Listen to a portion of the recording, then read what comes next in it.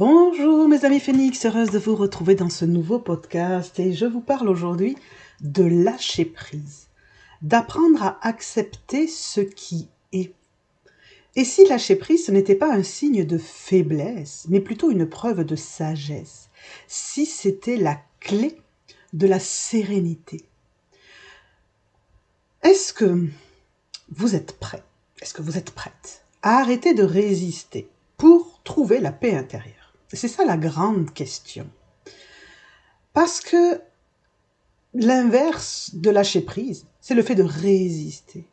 Donc, quand vous n'arrivez pas à lâcher prise, observez que vous êtes dans la résistance, que vous êtes accroché à quelque chose.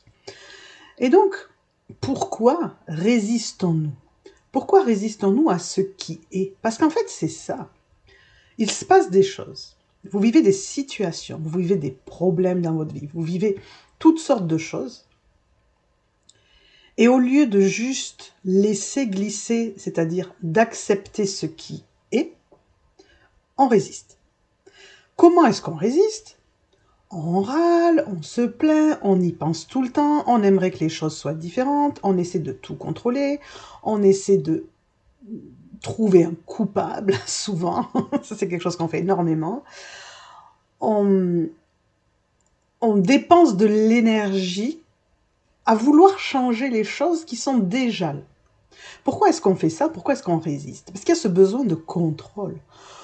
On veut, parce qu'on a nos blessures de force, donc blessures de trahison et blessures d'injustice, ces blessures-là nous font contrôler nous et nous font contrôler l'extérieur. Parce qu'on ne comprend pas pourquoi les autres sont comme ça, parce qu'on se dit que si c'était différent, on vivrait moins d'émotions, donc quelque part c'est la faute des autres si on vit des émotions. Parce qu'ils ne font pas comme nous, comme on voudrait, parce qu'ils ne tiennent pas compte de nous, de nos attentes, etc. et qu'on ne comprend pas pourquoi ils le font pas, ça semble tellement évident en fait.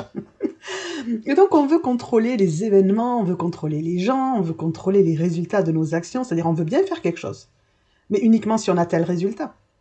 Et donc si on n'a pas le résultat attendu, on résiste, on comprend pas, on râle, on s'énerve, on dépense énormément d'énergie à pester contre ce qui ne s'est pas passé comme prévu, et on essaye de contrôler encore plus. Et ça vient de peur que nous avons derrière nos blessures, et en particulier la peur de l'inconnu. Comment ça va se passer? Comme on ne sait pas, on essaye de tout faire pour que ça se passe comme on veut. Parce que ça, quelque part, on connaît, puisque c'est ça qu'on veut. On l'imagine, on le voit, et on ne veut pas qu'il y ait d'imprévu, on ne veut pas qu'il y ait d'aléas. On ne supporte pas ça. Et donc on résiste. On a peur de l'échec, on a peur de perdre ce qu'on a, la peur du manque. Et donc on s'accroche parfois au peu que l'on a, de peur de le perdre, au lieu d'ouvrir la porte. On résiste aussi à cause des illusions des « je dois », les attentes qu'on a mis sur nous quand on était enfant et qu'aujourd'hui on se met nous-mêmes sur nous. Je dois réussir, je dois être parfait, les choses doivent être comme je le veux, comme je l'ai imaginé. On peut en arriver, l'extrême de ça, c'est les personnes qui ont des TOC. Les TOC, c'est une forme de contrôle absolu pour que tout se passe comme on veut, et on va avoir des gestes répétitifs en imaginant que grâce à ça, on contrôle tout. Et donc ces « je dois » à l'intérieur de nous créent de la tension et vont nous empêcher de pleinement profiter de la vie, parce qu'on est toujours dans le mental, toujours dans la réflexion de ce qu'on doit faire, de toutes ces attentes que l'on s'impose. Et comme je disais tout à l'heure, dans cette peur de l'inconnu, on a ce refus d'accepter, je vais appeler ça l'impermanence, c'est-à-dire que tout est changeant, tout le temps, tout change. La vie est impermanence. On a des émotions, les relations avec les gens, on ne peut jamais savoir à l'avance ce qui va se passer.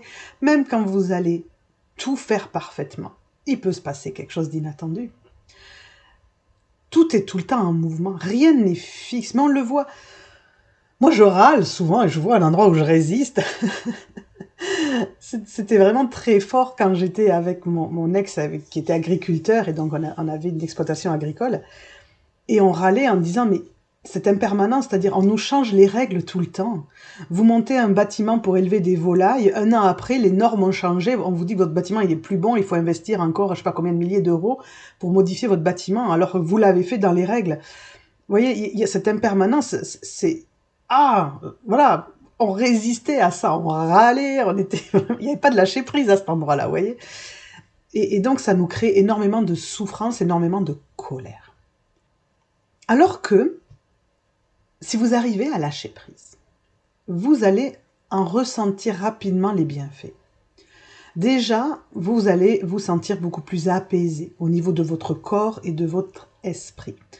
Parce que le lâcher-prise, en fait, va réduire le stress et l'anxiété. Vous arrêtez de vous accrocher à des choses que vous ne pouvez pas changer.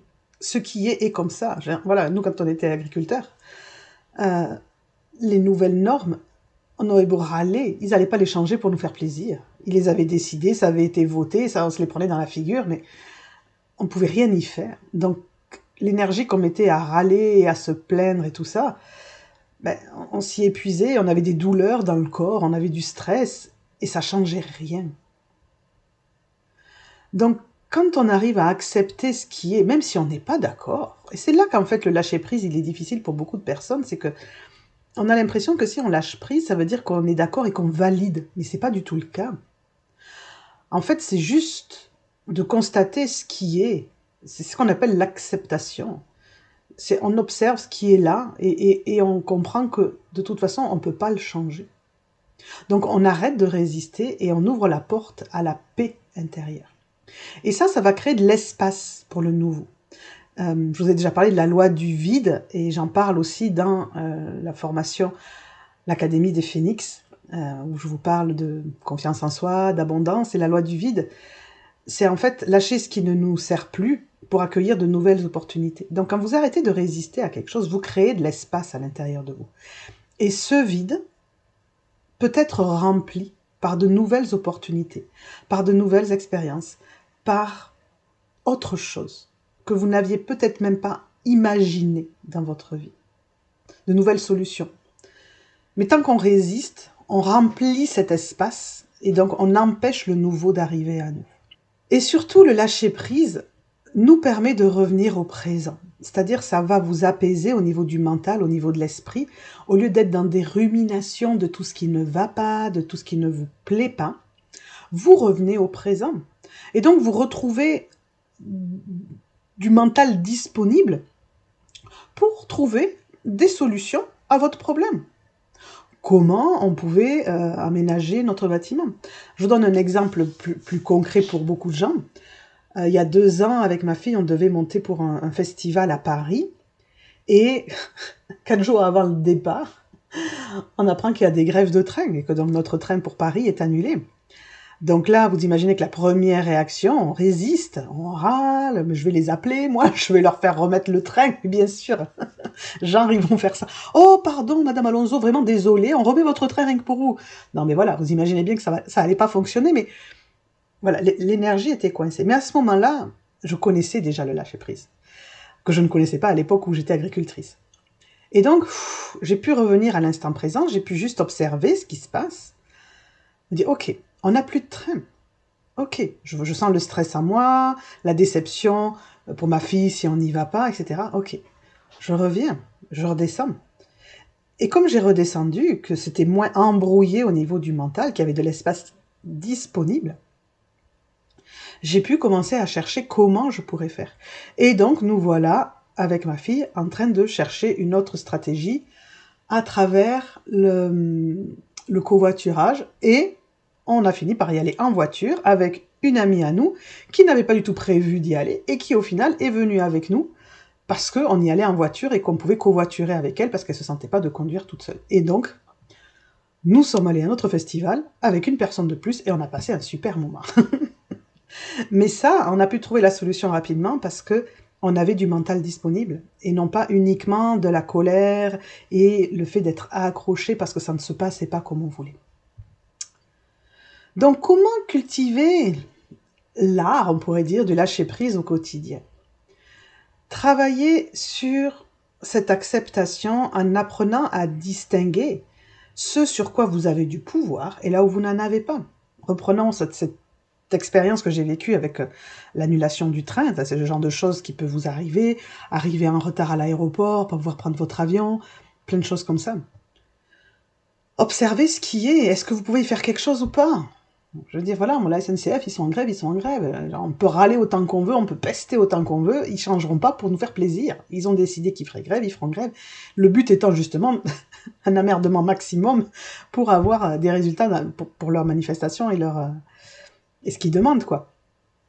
Et donc, de voir où est-ce que j'ai du pouvoir, où est-ce que j'en ai pas. Donc, je n'ai pas de pouvoir de changer les décisions de la SNCF. Par contre, là où j'ai du pouvoir, c'est d'essayer de trouver une autre solution à un autre endroit.